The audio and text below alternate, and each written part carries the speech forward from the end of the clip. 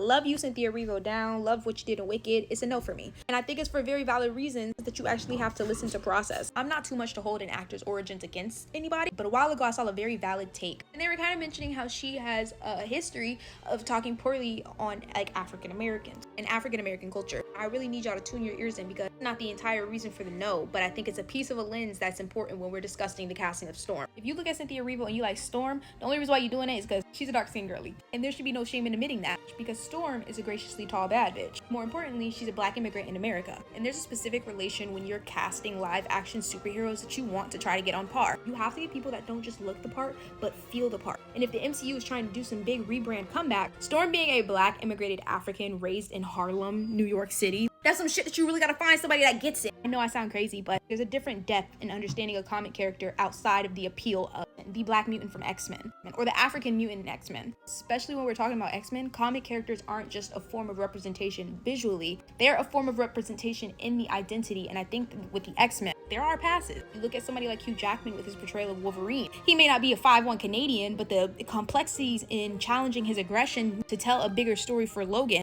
That's the reason why Till You're 90 is a hit joke. Then there are incredible visual castings that have horrible people. Someone who doesn't represent the beliefs of Wonder Woman but has the look. Somebody who was obviously only casted for the look, thus so was granted the platform of an iconic character but allowed a monstrosity to occur. You look at the original Avengers and you understand why they were such a hit, and Robert Downey Jr., especially with Iron Man, had a piece of Tony Stark in him to the point where he became Tony Stark. I don't see a piece of Storm in Cynthia Erivo.